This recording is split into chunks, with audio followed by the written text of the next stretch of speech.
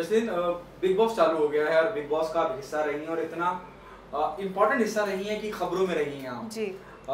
बड़ी टीआरपी बटोरी गई पब्लिक ने आपके जी। जसलीन अनूप जलोटा को शायद ही दुनिया हिंदुस्तान का कोई ऐसा शख्स हो नहीं जानता। हमारे विकिपीडिया में ही एक दूसरे के नाम आवाज आ चुके हैं। विकिपीडिया में भी आपका सोच लीजिए कहाँ तक। हाँ जी।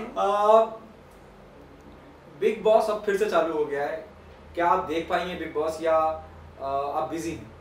मैं बहुत ज़्यादा बिज़ी हूँ और एक बहुत लंबे गैप के बाद अब काम फाइनली शुरू हुआ है, तो अब वो से बिग बॉस देख पाना बहुत मुश्किल है because I am shooting non stop for my movie now और अनूप जी भी साथ में ही शूट कर रहे हैं, तो बहुत डिफ़िकल्ट है। कंटेस्टेंट्स भी कितने हैं वो भी नहीं पता है और कौन कौन है ये भी ज़्यादा नॉलेज नहीं है। मुझे पता है राहुल वैद्य के बारे में बिकॉज राहुल को मैं जानती हूँ, देन जान कुमार शानू का मुझे पता है, सिद्धार्थ गौहर एंड हीना तो हैं ही, कुछ मुझे सुनने में आया कि 2 हफ्ते के लिए कुछ गए हैं, कुछ कॉन्सेप्ट बनाया है।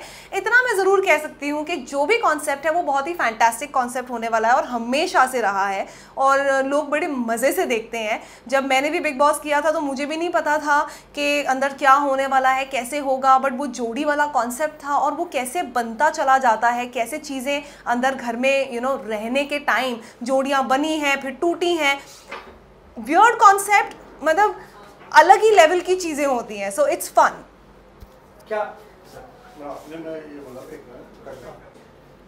जिस फिल्म की आप शूट कर रही हैं उस फिल्म का नाम हम सबको पता है कि हाँ वो मेरी स्टूडेंट है जी, और क्या मानती हैं कि बिग बॉस ने दुनिया बदली आपकी और आज तक बिग बॉस ही चल रहा है? देखिए ऑफ कोर्स दुनिया बदली है। आई टेल यू व्हाई, क्योंकि शायद अगर मैंने कोई सीरियल किया होता या शायद मैंने और कोई काम किया होता तो लोग मुझे उस कैरेक्टर से जानते, उन्हें ये नहीं पता होता कि जसलीन की नेचर कैसी है या जसलीन इन पर्सन कैसी होगी। वो इमेज मेरी जो रियल जैसी मैं हूँ वो पता ही नहीं चलती।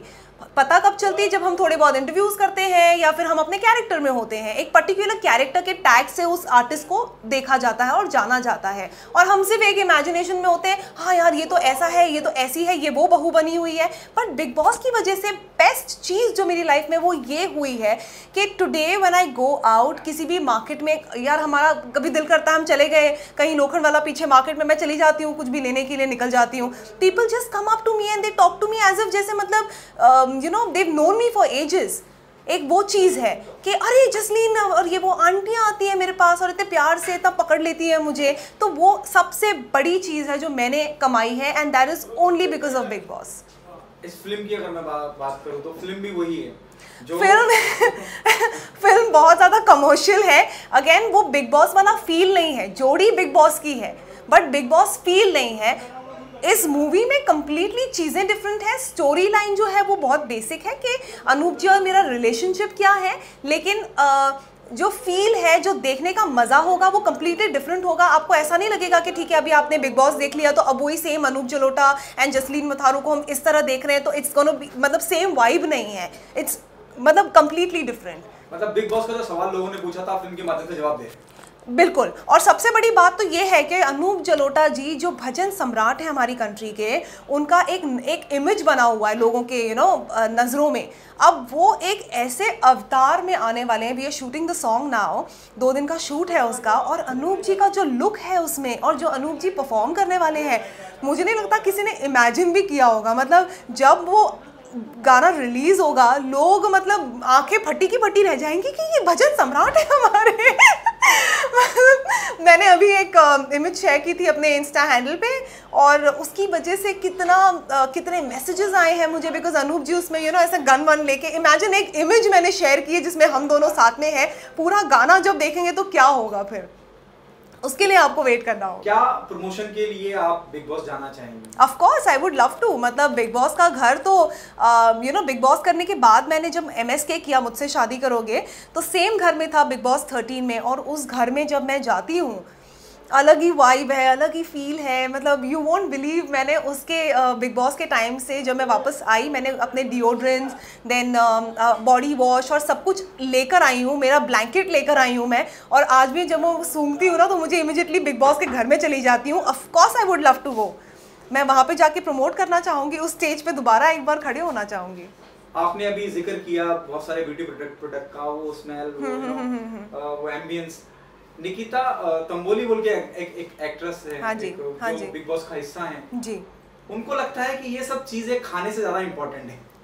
अच्छा, बिग बॉस में लोगों को लोगों को ये बोला गया है कि आप इतने 3 चीजें ले सकते हैं। आपको पता है राशन का सबका एक आता है, बजट आता है कि आप ये 3 चीजें इस्तेमाल कर सकते हैं। तो उनको अपना मेकअप का सामान ज्यादा इम्पोर्टेंट लगता है और उसी वजह से गौर खाने वाला है जो इतना आपको हम दे रहे हैं, लेकिन एक दिन आपको कंप्रोमाइज करना पड़ेगा ताकि बाकी के लोग भी, क्योंकि सामान कम है, बाकी लोग भी ले सकें। तो उन्हें मेकअप का सामान ज्यादा चाहिए, खाना नहीं चाहिए, तो गौर खाने और सबका खाना बंद कर रखा है।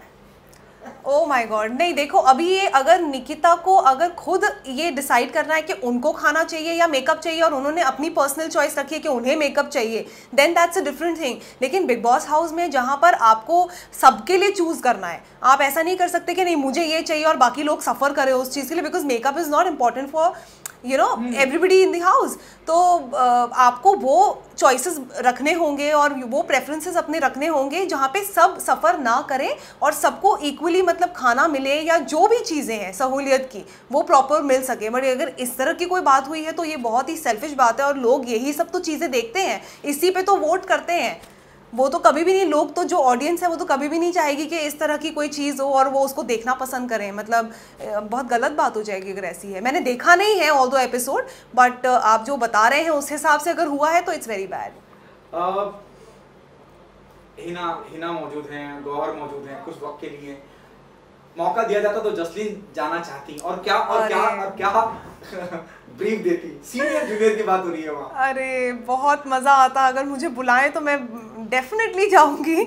और शायद जो एक्सपीरियंसेस मैंने उस घर में खुद देखे हैं, जो सीखे हैं, वो मैं शायद उन्हें सिखाना चाहूँगी। जैसे जान है, जान बहुत ही ख़ास दोस्त है मेरे, तो मेरी जाने से पहले उनसे कोई बातचीत नहीं हुई क्योंकि ऑब्वियस सी बात है हम किसी को बता नहीं सकते। जब मैं भी गई थी तो किसी को भी नहीं पता था, सिर्फ मेरे मॉम डैड को पता था। इवन मेरे पंजाब में जो घर वाले हैं उनको भी नहीं ये बात पता थी कि मैं जाने वाली हूँ ऐसे। पर इसलिए शायद उन्होंने मुझे भी नहीं बताया, लेकिन अगर वो मुझे बताते तो मैं अंदर जाकर डेफिनेटली अगर इफ़ आई गो इनसाइड मैं उन्हें ज़रूर हेल्प करूँगी, because he is a sweet heart. जान, राहुल वैद्य की बात कर रहे हैं आप, दोनों आपके दोस्त हैं, करीबी हैं जी। किसे आप टफ कंपटीटर मानते हैं? राहुल वैद्य। राहुल वैद्य।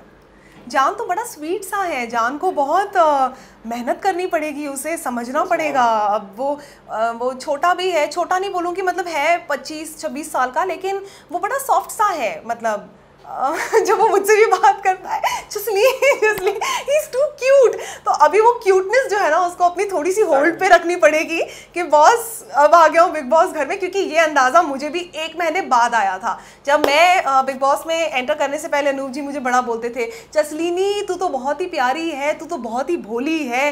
1 महीने बाद जब अनूप जी ने मुझे देखा तो अनूप जी मुझे कहते हैं, तुझे क्या हो गया, तू ऐसी तो नहीं। तो कुछ चीज़ें वो घर सिखा देता है, एंड आई एम होपिंग कि जान को भी कुछ चीज़ें सीखने मिल जाए। एजाज खान है, पवित्र पुनिया बोल के शख्सियत हैं, वो हैं। अब धीरे धीरे माहौल गर्म होने लगा है, लड़ाई झगड़े चालू होने लगे हैं, जी, फेकम फाकी होने लगी है। क्या कहना होगा धीरे धीरे होगा। अभी अब से 2 हफ्ते बाद देखना, फिर खाने पर और कुछ मतलब हर लेम चीज़ पे झगड़ा होने लग जाएगा। मतलब शायद हम बाहरी दुनिया में उन चीज़ों को इम्पोर्टेंस भी नहीं देते जो अंदर करते हैं। हमें अपने आप पे शक होने लग जाता है।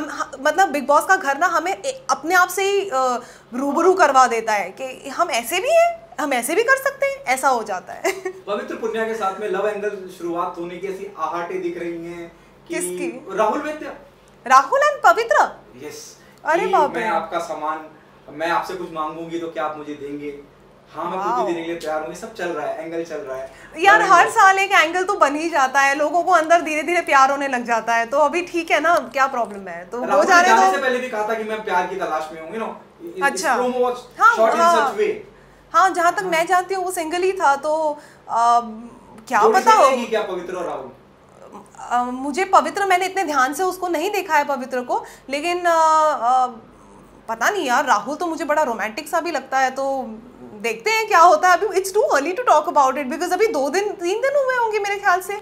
तो रुकते हैं थोड़ा सा, अभी देखते हैं 1-2 हफ्ते बाद। और ऐसा भी हो सकता है कि अभी जोड़ी बन गई है, 2 हफ्ते बाद ये दोनों ही कट्टर दुश्मन भी बन जाए, ये भी हो सकता है, मैं बता दूं आपको। आखिरी सवाल, राहुल ने उनसे उनकी उम्र तक पूछी थी कि आपकी उम्र क्या है। अच्छा। और उस पे पवित्र ने कहा मैं टर्न अराउंड करती हूँ, सी माय बैक एंड जज how many how old I am. अरे बाप रे मैं क्या बोलूं, किसी लड़की से उसकी उम्र पूछना गलत बात है राहुल यही बोल सकती हूँ अब तो। Thank you so much. Thank you.